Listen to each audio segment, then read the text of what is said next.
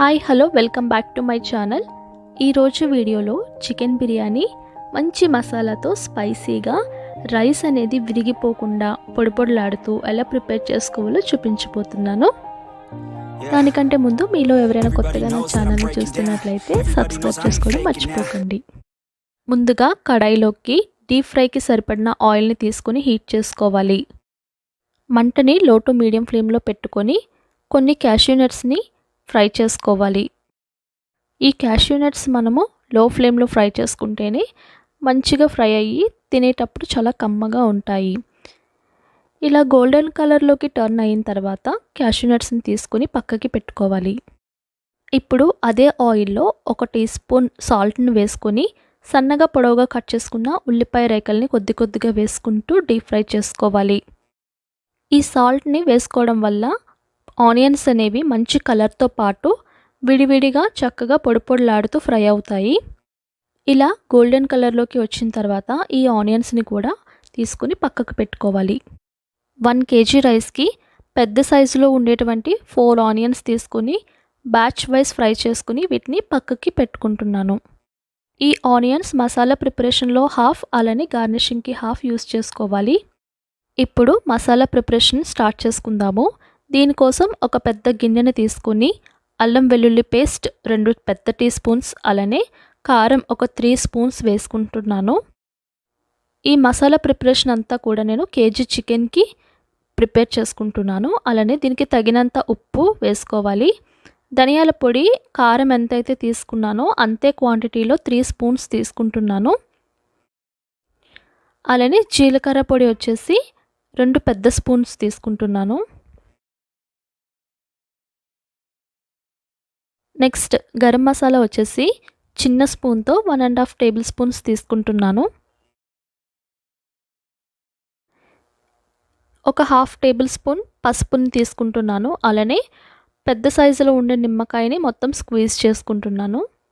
ఇప్పుడు ఇందులోకి 1 cup curd mixie చేసుకుని వేసుకుంటున్నాను. మిక్సీ చేసుకోవడం వల్ల మనకి మంచి గ్రేవీ థిక్గా వస్తుంది. అలానే హ్యాండ్ఫుల్ ఆఫ్ కొత్తిమీర, హ్యాండ్ఫుల్ ఆఫ్ పుదీనా వేసుకుంటున్నాను. ఈ మసాలా అంతా ఒకసారి అంతా కలిసేటట్టుగా బాగా కలుపుకోవాలి.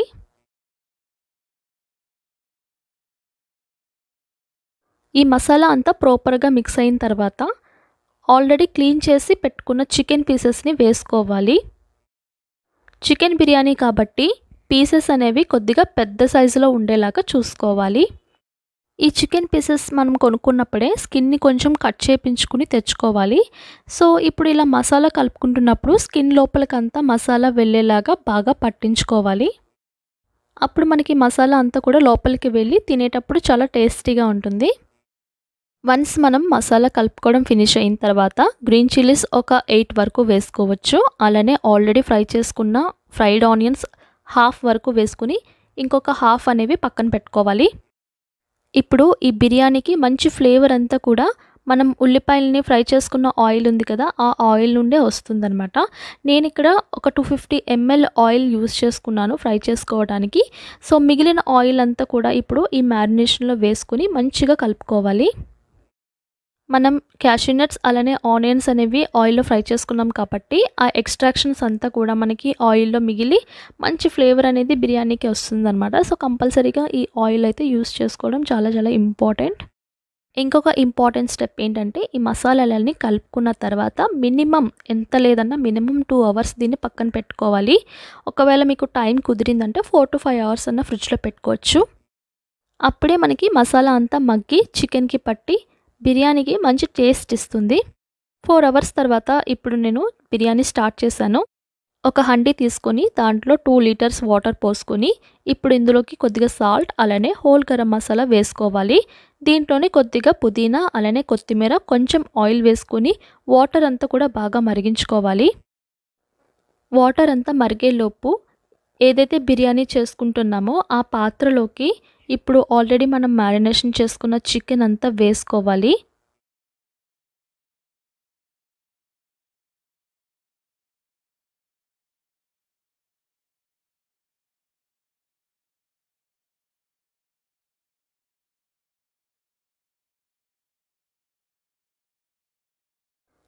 చికెన్ని మనం ఇలా వెడల్పుగా ఉన్న ఒక గిన్నెలోకి ట్రాన్స్ఫర్ చేసుకుని ఒక్కొక్క పీస్ని నీట్గా స్ప్రెడ్ చేసుకోవాలి.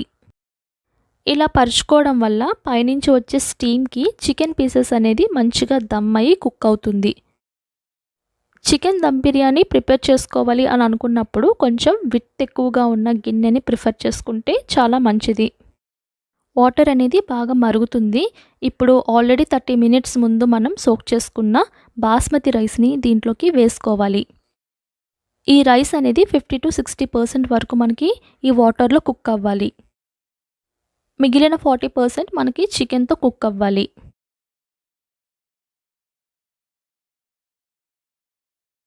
ఇలా స్ప్రెడ్ చేసుకున్న చికెన్ పైన 50% కుక్ అయిన రైస్ని లేయర్స్ మెథడ్లో వేసుకోవాలి.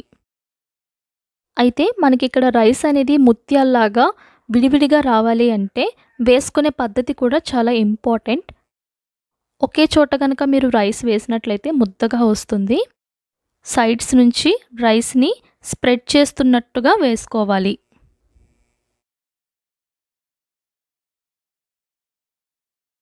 సగం రైస్ వేసుకుని జాగ్రత్తగా స్ప్రెడ్ చేసుకుని ఇప్పుడు దీనిపైన మనం ఆల్రెడీ మసాలా ప్రిపేర్ చేసుకున్నాం కదా, ఆ గిన్నెలో కొద్దిగా చెయ్యి తడుపుకొని ఆ నీటిని కొంచెం పైన వేసుకోవాలి.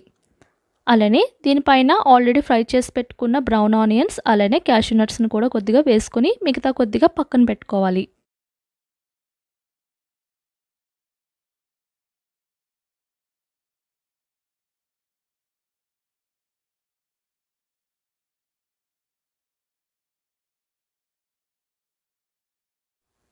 మిగిలిన రైస్ అంతా కూడా మనం స్ప్రెడ్ చేసుకుంటూ కంప్లీట్గా వేసేసుకోవాలి.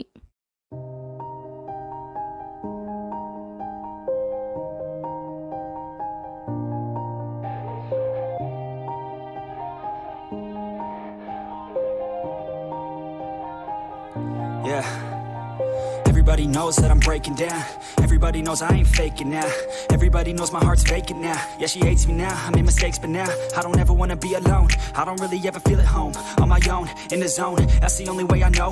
Feeling low, about to blow back up. Here I won't ever let the doubt creep in. Gotta pop a couple more aspirin. I don't think I'll ever let you in. Easier to break it off best friends. మొత్తం rice వేసుకున్న తర్వాత మిగిలిన cashew nuts అలానే fried onions వేసుకోవాలి. ఇలా layer wise చికెన్ని అలానే రైస్ని వేసుకుని దీనిపైన మూత పెట్టుకోవాలి. ఇప్పుడు దీనిపైన బరువు పెట్టుకోవాలి. రైస్ని ఉడికించుకున్న హండీ ఉంది కదా, ఆ హండీని దీనిపైన పెట్టి దానిపైన మూత కూడా పెడుతున్నాను. ఇలా ఉడికించుకున్న అన్నం గిన్నె పెట్టుకోవడం వల్ల పైనుంచి కూడా మనకి హీట్ అనేది ట్రాన్స్ఫర్ అవుతుంది. ఇప్పుడు స్టవ్ ఆన్ చేసుకొని మీడియం ఫ్లేమ్లో 20 మినిట్స్ అలానే లో ఫ్లేమ్లో 20 మినిట్స్ పెట్టుకొని బిర్యానీని కుక్ చేసుకోవాలి. స్టవ్ ఆఫ్ చేసుకున్న 15 మినిట్స్ తర్వాత బిర్యానీ ఎలా ఉందో చూద్దాము.